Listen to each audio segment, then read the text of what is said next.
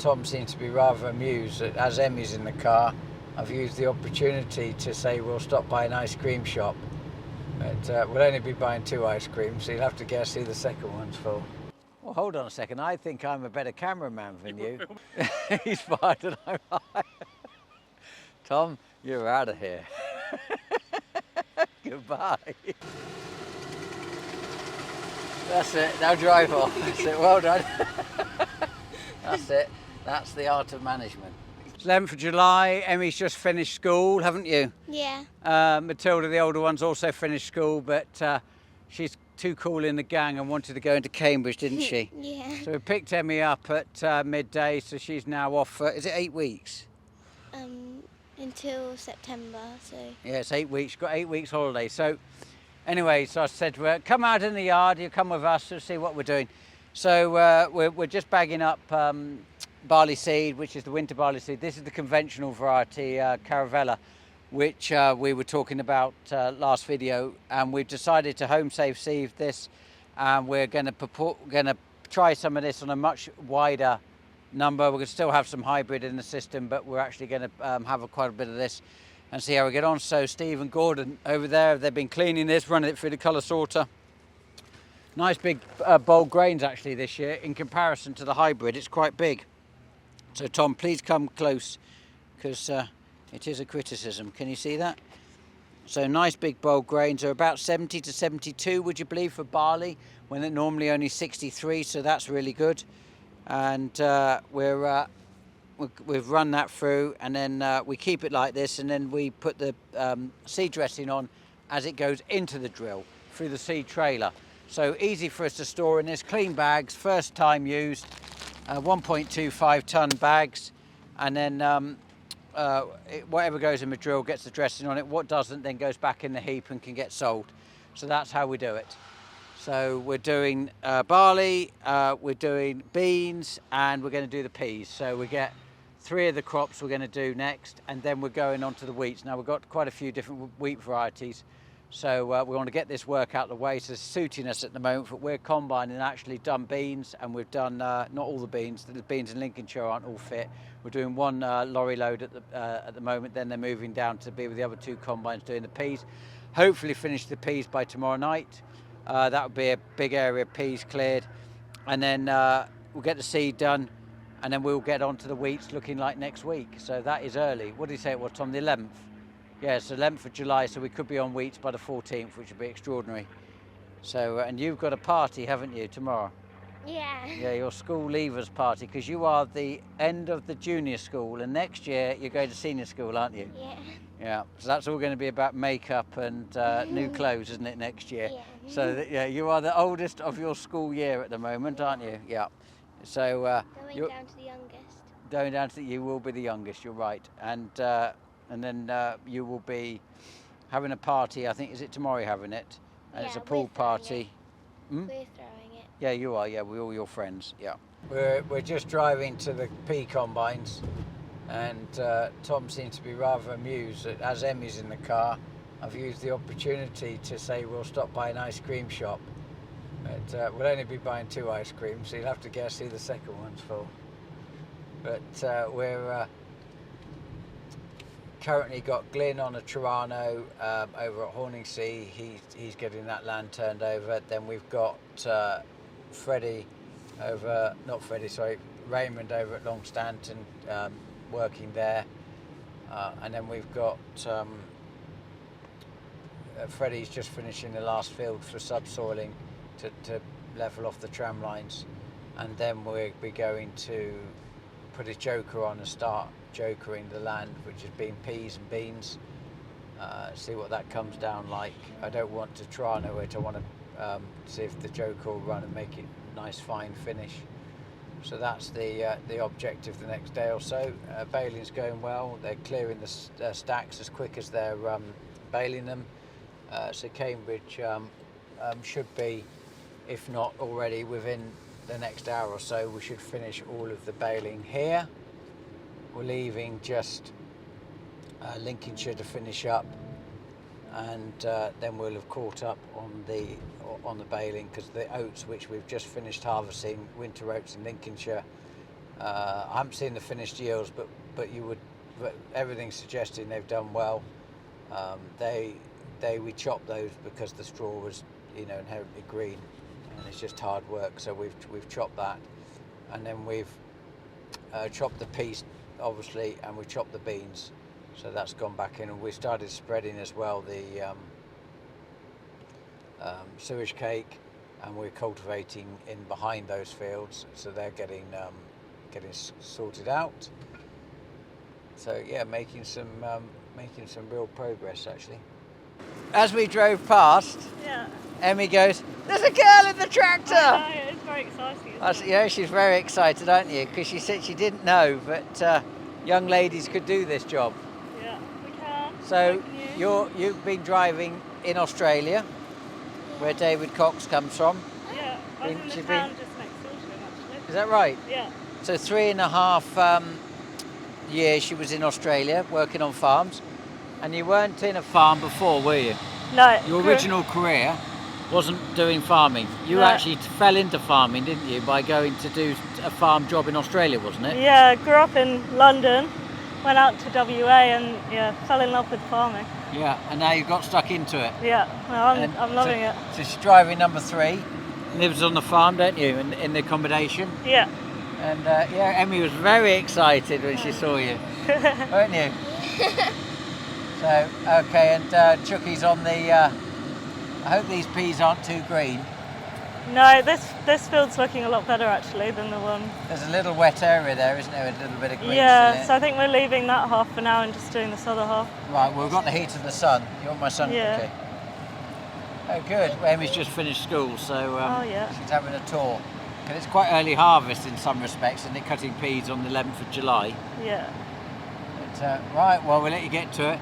Is that running the whole time, keeping the aircon going then? Yeah, it's a bit hot today. Oh dear, 33 degrees. It's positively cold for you. I know, but the England sun feels a lot hotter than Australia. An Australian, is it? Yeah. Yeah. And almost a bit damper.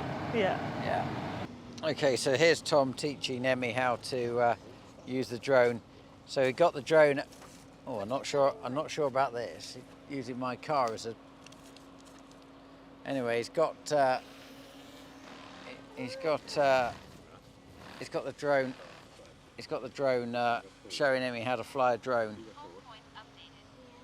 So we're going to go and just have a look at the combining of the peas, and the chaser bin down there. The other combine is up round the corner. Got the 2 lorries over there. They're currently waiting patiently. It's a lovely day out here. It's 33 degrees. So Emmy's been told, if in a panic, just let go, and then it will just hover. God, it's a wonderful heat out here. I mean, everything is changing dramatically. You can see the stubble's a bit green. So currently we've got the peas going to cam grain, and they're ranging earlier 15.8 to 17, but we're cutting them and then we're drying them gently, or they're drying them gently rather, because I'm so worried about them hitting the floor. And you can look now, there's nothing on the floor at all really in terms of seeds. They've managed to retain all of them in the headers. That's the sort of Convio header. Well, hold on a second. I think I'm a better cameraman than you. You were filming the sky, I could see over your shoulder. Well, I might be, but the reality is I'm getting close to things. Well, we'll see, won't we? Everybody will be able to see. But, yeah. It's a wonderful sound listening to combines.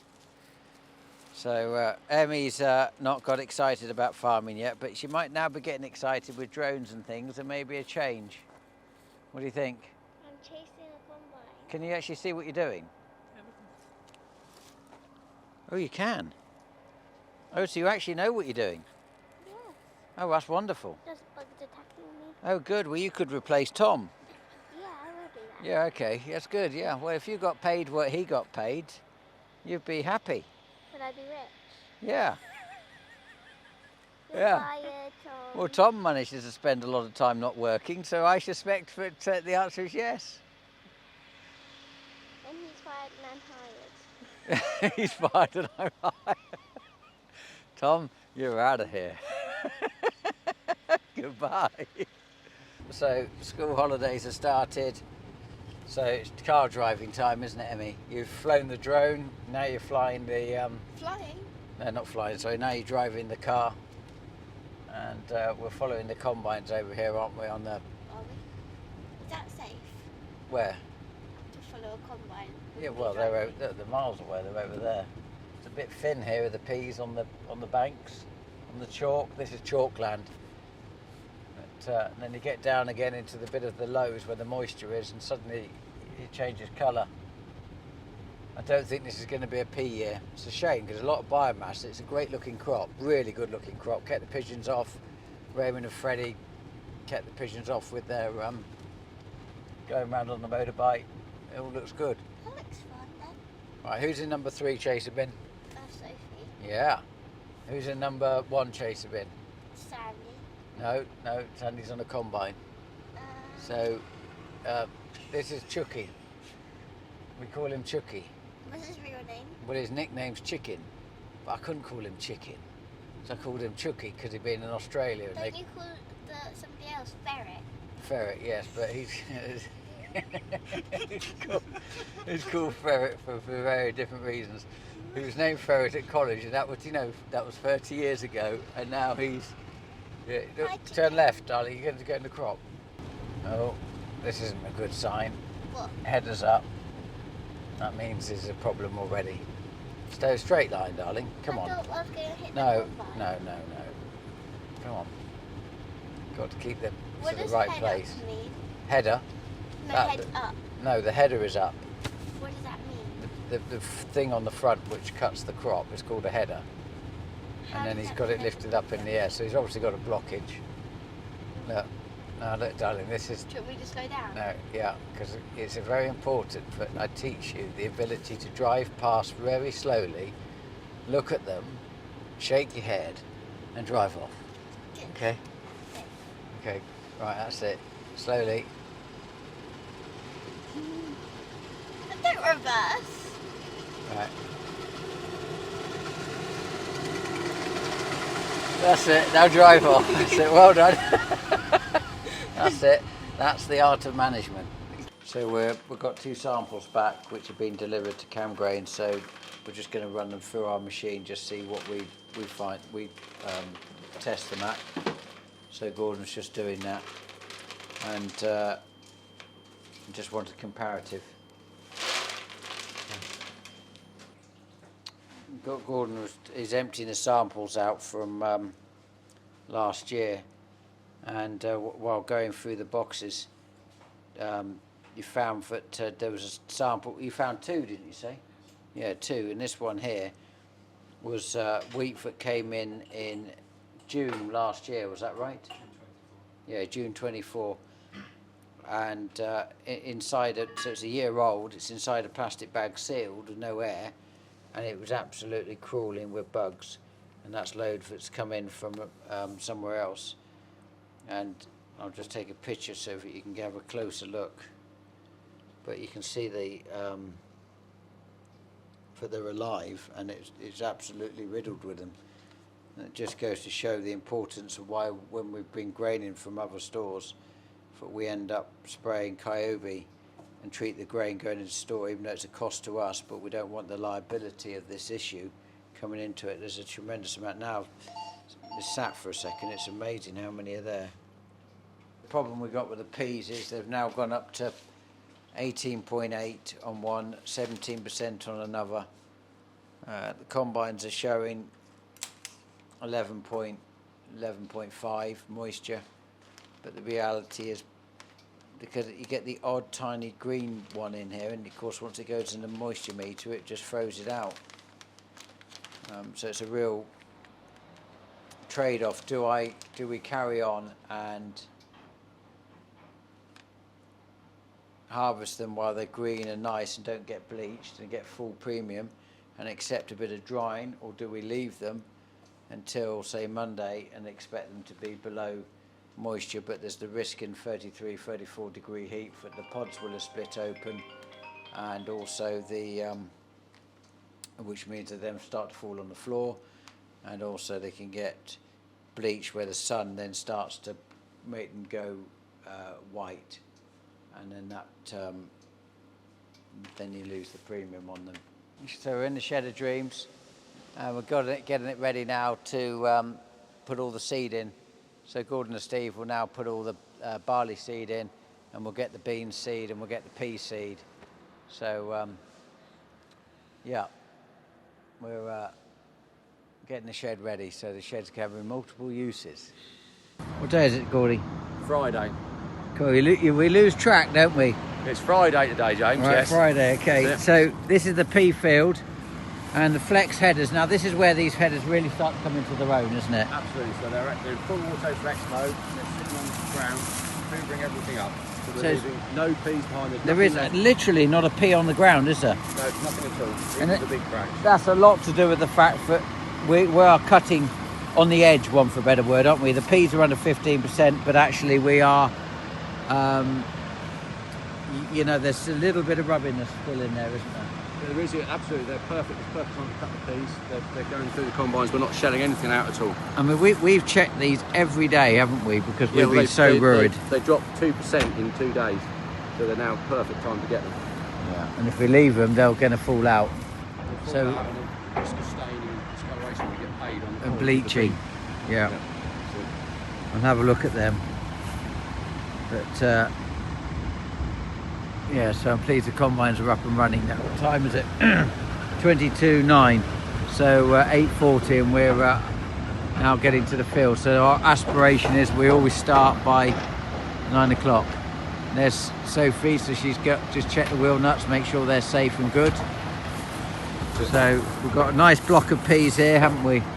Yes. Why has Simon got that trailer? Oh, it's gone for an MOT, hasn't it? That's it, then we're putting on the trailer. Yeah, so we're hiring this trailer, which is... First lorry away. And we're off to Camgrain, aren't they? Yeah, Camgrain at Linton these peas are going into. Yeah, we've got our own silo, haven't we? That's it, so these peas will go there and then we can market them when we want to. So this is the hedge cutter, which is now being converted from an axle mounted machine to a 3-point linkage, and it's now had a new frame put on it, which Aaron and Gordon did, and they built that, took the old one out, put this one on, so that's now converted this 8-meter McConnell hedge cutter into a 3-point linkage frame. So that gives us the ability to put it on and off our tractors without having to have special brackets. So that's quite a big step forward for us. Because they're big 400 horsepower tractors, there's no issue in terms of weight or stability, because they've got so much power in lifting and so much stability with the wheels out wide and 900 wide tyres. So looking forward to trying this. Right, we're stood here.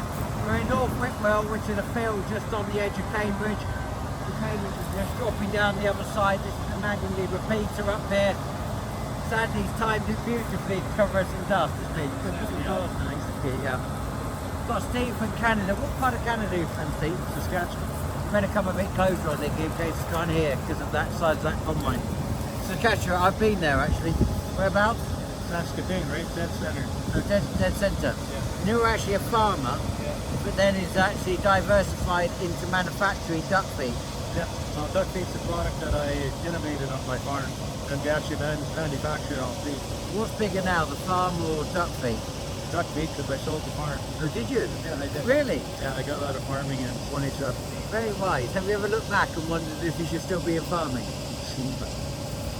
Romantic moments like now. And then when you see us having to fix it, it'll all suddenly come back to you and you remember why. Yeah. Okay. So I know the cost, so. Well, hopefully you're not going to do anything but mean we've got to fix it, is that right? No. So tell me, so you come and fitted these on. So Yeah. this is what you call a duck foot. That's right. And basically, our tine is still underneath. Yeah, it just slides right over. It's as simple as that.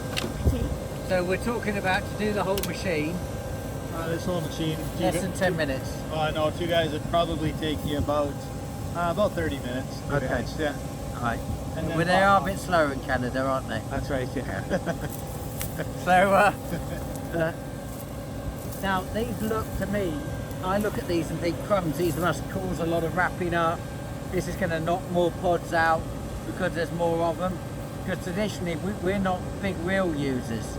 now we've moved to the belt, and you were talking to me about this. Now that the belt, Commio headers or the MacDon headers, what do you call them, drapers? Drapers, yeah.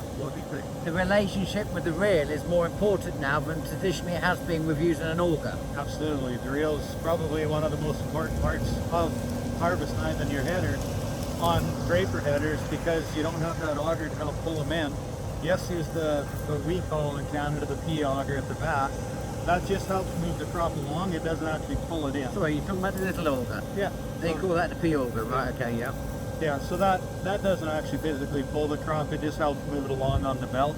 Okay. So you need the reel to help move the crop, lay it down onto the canvas. Yes, the duckbill looks more aggressive. It looks like you're gonna, possibly get up your losses at the header, but it's opposite, because we run less aggressive reel pitch. We run higher up into the crop, and we run a lot slower reel speed. Right. Without duck feed on, you're going to be down into the crop a bit more.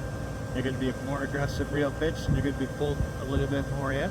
So you're constantly, factory times go through the crop, the duckbill gives the crop, and then they get out of the way. Has your style of farming changed? Yeah. Because of this? Yeah, definitely. It has? Yeah. Because what are you having to do differently to what you were doing before? The less aggressive with the reel.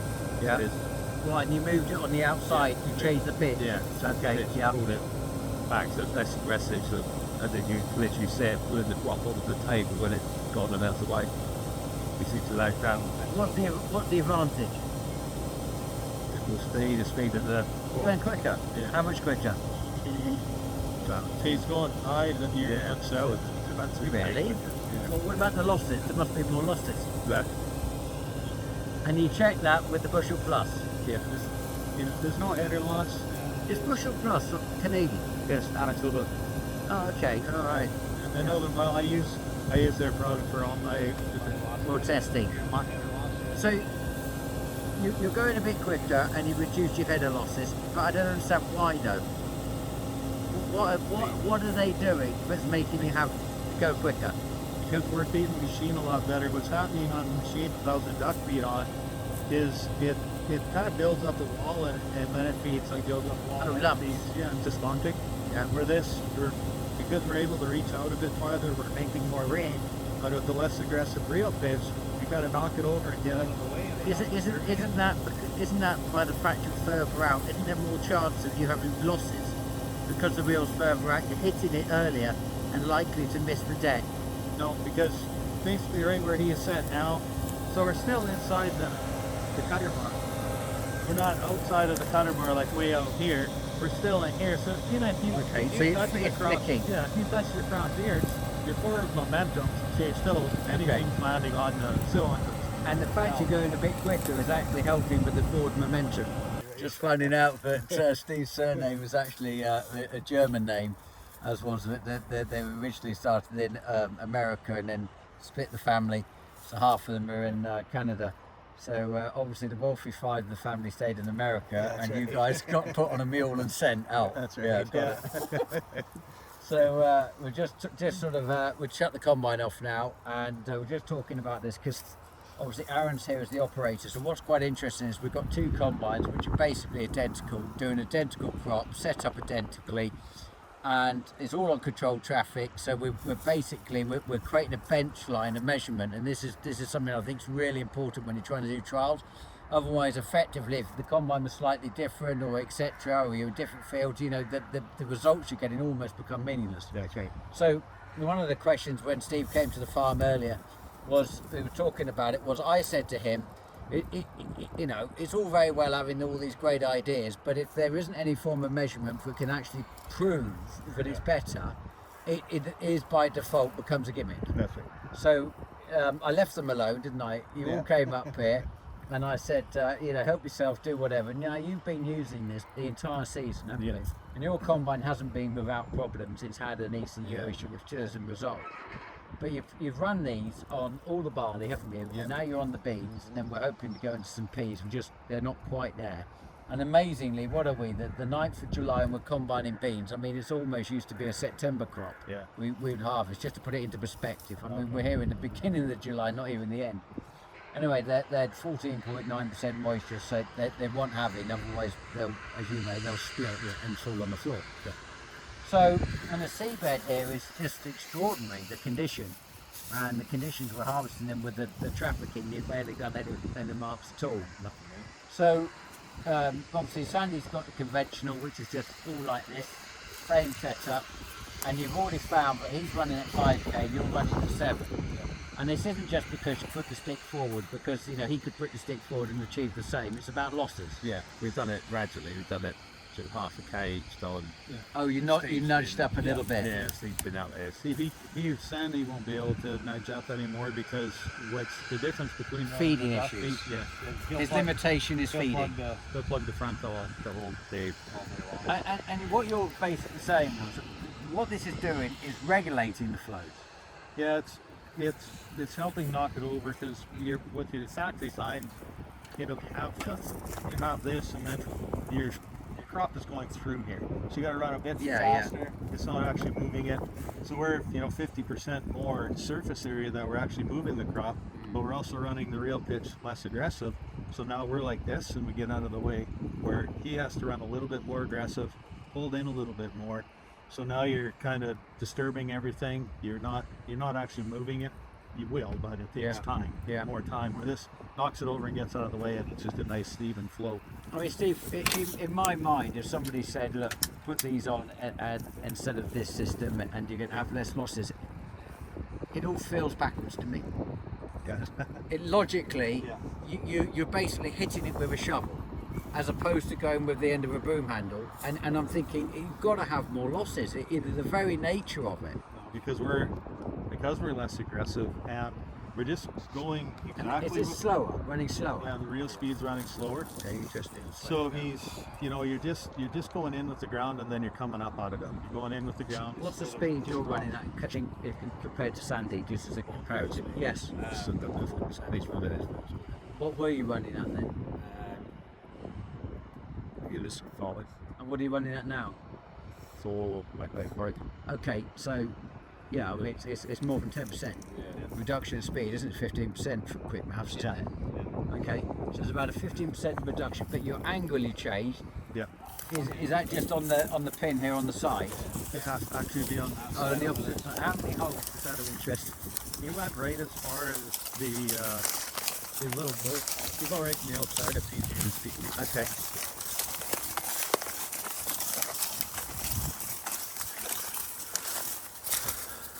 So it's stopped here. It's hit here. Oh, you're on its least. Yeah, the least aggressive. And then. And where were you before? In the middle? You'd have been probably on. Yeah, I think it's on that one. Oh, most aggressive. Yeah. We're not taking it. Close to. Okay. Yeah, that's where they come out factory. So now you're going at the crop like this. Yes. And as it's coming up through the crops, the factory tines rake through the beans, they rake through the pods, they rake through the barley heads, and they're constantly doing this. Yes. As the crop's trying to get across the belt. And then so now you're disturbing, you're getting uneven, you get wads and stuff like that. We go more of a 90 degree, and then so as you knock it over, now you're coming up and you're not really touching or disturbing it exactly. It's laid down the belt. No, it's nice and flat off into the middle. Now, have you actually seen a difference, or has he been feeding you sweets? we don't know what's in them. No, I've never. I haven't used one of these a lot. No. But the thing is, Aaron, the UK market, these are actually relatively new. Yeah. 5 years would probably be the longest stretch. 3 years would be the sort of the start of the coming in the market.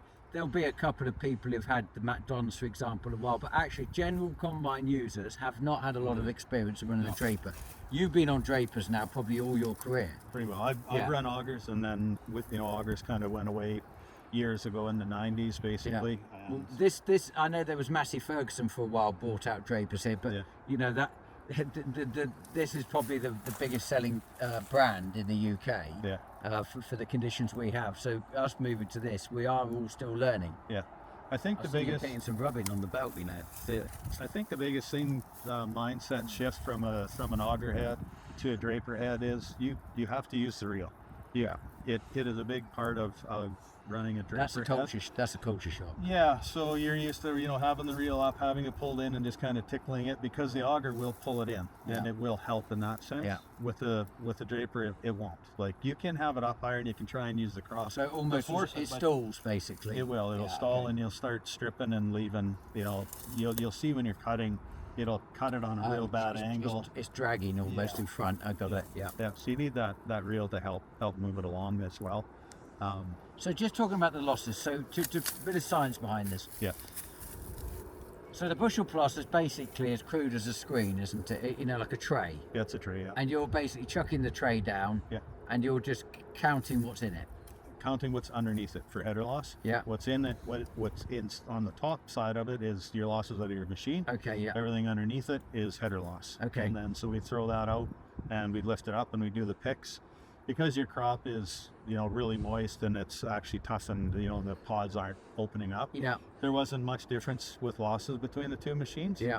It's the ground speed increase. So, he's doing 3. Okay, so the advantage on the beans, Yeah. because we're very early cut, so as you said, they're rubbery still, Yeah. is actually we're getting more speed. Yeah. So we've gone from 5k to 7k. Yeah. I mean, in output terms, that's a lot. Yeah. It's 3. Does he know that you're beating him? I- Have you well, gone other and than cruised past him? Yeah. 2 or 3 times. So he does know. As he looked at you, he shook his head. Oh, yeah. No, okay. Yeah. And then, he could probably push to 7.5 yet, yeah. I think. Yeah. Yeah, well, he'd be alone if he blocked it. But if on the barley though, Yeah. now you saw a big difference on the barley, didn't you? Yeah, like for grounds, well, with losses I did, yes. Yeah. Yeah, there was, without duck feed, it was about, I just went from row to row because you Yeah. were dropping, so it's half the header width. So I went to the row, walked up 3 steps, and then went back to the other row. And without duck feed, it was around 10 full heads Yeah. in those 2. Okay, so just to be clear, row, you mean 12 meters, the width of the header? Yeah. Okay, got it. And then on the without the duck feet, or with the duck feet, it's about 4. Okay. So it was half. I Yeah. don't know what that works out to, like bushels per acre or tons per hectare. But So just to be clear, you're talking about full heads. full heads, yes. So you halved the number of heads. Half number of heads. Or did you say 4 to 10? Yeah. Okay, so 40% Yeah. to up to 100%. Okay. I have some videos of that too as well I can share with you. And why do you think that is? Because of the feed in, But again, it's knocking it in, that and the factory tines constantly going through the crop. flicking. Yeah, so it's in and sort of out. your factory tines are doing this, right? So if you're going like this through it, as the factory tines are going up, they'll pop the heads off. Would you, when he's gone, are you taking him off? We leave them up. Leave them on. No, but what I mean is, Try. would you, as a combine operator now, go, I need to leave these on, this is an important part of combining? I'd probably leave them on now.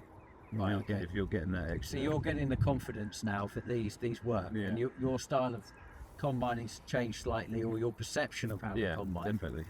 Interesting. Okay. Well, I mean, for me, four on the floor to 10 on the floor, I mean, that's a no-brainer. Yeah. If it was 9 and 10, you'd sort of say, well, it's an anomaly, but 4 and 10 is The combine's not having to work so hard if it's not pulling Yeah, that- lumps all the time. yeah. Well, then you leave less fuel, Yeah. more output, It's less of everything, less of your carts. Less and of it's your trucks. extraordinary for such a small change. Yeah. And what I really like about it, Steve, is that you just unclip it, Yeah. put it in the pickup, put it back on. The speed of it is simple. Yeah. If this was sitting here and you said, "Oh no, James, you need a whole day to unbolt, bolt on," I'd be like, That's why I made them that way, is because I grew multiple different crops. So the stall started because of lentils, which grows about that tall. "Yeah, Used to use belting and all sorts of stuff across the header, and it just, our losses were fairly high. Yeah. We could lose anywhere from $20 to $40 an acre depending on the price Yeah. of the crop.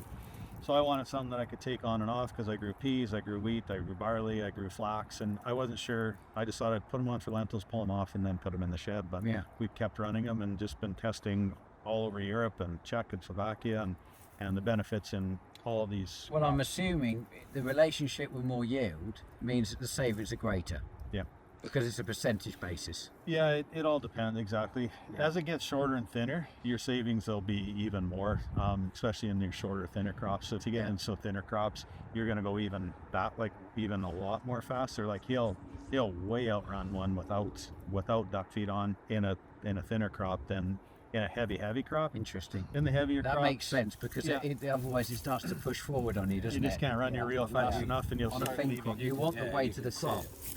Even if you just lift it up slightly, and you're not quite touching. We don't grow any fin crops, Aaron. What are you talking about? The reel, I mean, if you lift the reel up, No, I understand. you can see it's sort of not working like it should. You just Drop it down and it's yeah. interesting. Steve, what the forward speed issue? Oh, we've got Ian behind the camera. Yeah. So Ian is behind the camera because Tom is sunning himself somewhere. In Germany, where you've been going longer than obviously the UK, what sort of savings can you quantify for the forward speed? The money you're sort of saving on the forward speed alone? Yeah, we've been in some 12, 13 ton wheats with Macdon FD2s and gaining those guys anywhere from 18 to 21% drought speed. That's in Canada. Our average is 20%. Right, what increase? Ground speed increase. 20% is our average in Canada. I've seen it as high as 35%. That's not dissimilar, when people start talking about the advantage of stripper headers. Yeah, I expect you run a stripper header, do you? I have. No, Yeah. I know all about them. And Yeah. But they're more haven't- common, Yeah. even though they're actually probably made within 40 minutes of this farm, relatively close. They're actually very well used, aren't they, in parts of America and Canada? Yeah, where it's really dry. Yeah. Where they want to leave the straw. Yeah. We For wind blow and erosion and things. Yeah, and just to catch more snow. Yeah. Oh, right. To help in the where it's just like where I live, we cut a bit shorter. There's kind of a happy medium where we Okay. want to be. We don't bale our straw. We just we put back onto the Why do you want to catch more snow, sorry? just for better spring. Like Well, in- moisture retention? Moisture, yeah, Is that right? yeah, How interesting. yeah. Yeah, so Yeah. try and catch a bit of snow If we and have any snow in the UK, it's a complete meltdown. The roads stop, the trains stop, the airplanes stop. I mean, Everything even on stops. an inch of snow, this it's year a was disaster. The schools close down, don't they? Yeah. yeah, no, not where I live. Yeah. We get this winter was a pretty heavy winter. It was cold. We had some minus 40s for 2-3 weeks, and with the wind minus 55. But And, that's when you guys go to Arizona, isn't it? well, some guys do. but not Don't everybody. they call it AAA or something? Snowbirds. Yeah. April to August, Yeah. Arizona or something like that. There's some theory, isn't there? August, April. Oh, August to April, that's it. Yeah, it's Arizona. Yeah, that's the AAA. I'm an AAA farmer. Yeah, that's right. Yeah. I think about the south of France. I torture myself with it because I can never go because the south of France is nice now Oh, okay. in harvest, but I don't know why I have it as a sort of a weather app. Yeah. I get to look what the weather is because it's almost like wishing for a present you can't have. That's right. Yeah. Maybe I should have been a Canadian farmer. And I've got Ian here from BTT, who's working with Steve at the moment to bring these into the country and supply them through their network. And so that's why we're busy doing the trials to see if there's a difference. I mean, what we've just been talking about is that what is the difference in terms of at the farm level, and why would it be worth considering? Well, if the numbers are different from 5 to 7k, just hypothetically, just from not from straining the combine, but just because of its feeding ability is improved and its losses have gone down on the header, because of course there's several reasons why we run combines at 5 kilometers an hour, for example, instead of 6. And that will be, for example, it's coming out the back of the combine because the sieves are over full, and you're basically pushing the combine so hard because it throws it out the back. Or the limitation of the horsepower of the combine prevents you from going quicker. That has been a traditional problem in combining. And the third would be that you're knocking so much out with the reel at the front, and so you then have to slow the reel down, etc. So you then alter the feeding ability so that if you push it too hard, it blocks up on the front. So they're really the limitations of what you're trying to do.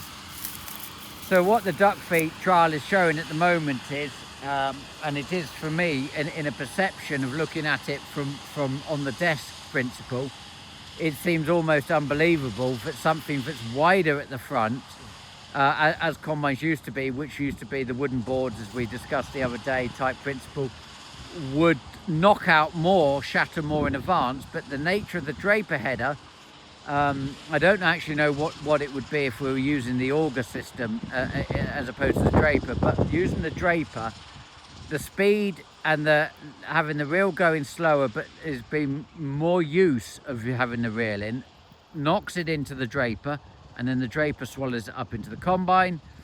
And what we're finding and this is a learning curve for you as well, isn't it? Yeah, definitely. Because this is all new for us, in terms of, I know it is our second year of draper, but actually even the drivers are finding that they're having to drive slightly differently with the duck feed. And we've left it with Aaron, and we've got 2 combines running parallel together so that we can get a really good comparative. But actually, if that 2k is the case, or even 1k, just half it, consider it's 1k difference. Well, 1k of 5, obviously, we've got 20%, haven't we? So you've got a 20% increase. So 20% for me on 4 combines is 80%. It's nearly 1 combine saved. Exactly. Just to put it into perspective. Or you're running 5. It's as if you're running 5. Correct. combines. Well, I'd rather, of course, as I'm a megalomaniac on expansion, you can imagine that I'm thinking, well, that saves me buying a 5th combine, which you could crudely say is a saving of $500,000, etc. Because it's not just that; it's a saving of a 2nd chaser bin, or sorry, 5th chaser bin and a 5th tractor. So if something like this just makes those step changes, there are savings to be made. Not just with 1 combine, but of course the extra tractor and the chaser bin, etc. Of course, then it's another 2 people. I mean, as BTT, we're into tillage tools, but it was our connections in Canada that led us to find Duckfoot. So just to be clear on that, you went to Canada, Yep. and you went to see sort of agricultural innovation, and they said, look guys, there are more than just tillage here that's going on in Canada. Here's a list. Yep. You looked at the list and said, that's an interesting, we'll go and see this guy. There were 3 that we selected. I won't tell you what the other ones are just yet, but this one was definitely a good option. Yeah. And my colleague Stuart Aldworth, who had worked with combines in a previous life, he could literally, understand it, get where it's coming from. But the problem was, it worked in Canada, fine. We needed to see it in the UK, and we needed to see it in 2 combines running side by side to actually know whether it worked. Yeah. And because we only have 1 harvest a year, we had to wait until it came round. Yeah. Luckily, James was happy to work with us, and now, we're seeing the actual outcomes and the fruits of it all. And it is a little bit unbelievable. It is, yeah. And I think that when we get it on peas, that'll be another trial, won't it? Yeah. And obviously we've got wheat coming up, so wheat being the main crop, we want to actually see what it does on wheat, where we do start to use all the horsepower of the engine, use all the sieves, and that's where we'll start to see the header losses, or the where there's a true trial. I think in that sense. Yeah, definitely. We can't make any decisions on one day in a bean field or No. yesterday in barley. But if come the end of the season we sit around having a cup of coffee and we can say yes, this would be like saving a combine or having another combine. Yeah. Then it's got to be worth really thinking about how we bring it into the UK. Do you know what the costs of these are going to be? They're going to be around £11. And how many are there on a 12 metre? You've had 200. Is that right? Yeah. Okay. So basically, it's going to set you back over £2,000. Yeah. Okay, that's good. That gives people an idea what the cost is, and they can move that around depending on what the header size is. It's not a wearing part, No. so it's going to last more than 1 year. It'll see the combine out. Yeah, I would have thought so. But we've not seen it with peas or flat crops where you're giving it a little bit more hassle. Stick. Will we get breakages? Yeah. We don't know. And then will it break the one behind it? We don't know. Yeah. So again, we Okay. need to see a full season out. Yeah. But at £2,000 spread over 4 years, Yeah. the amount of savings that we're looking at, Yeah. it pales into insignificance. Yeah. Well, We shall see.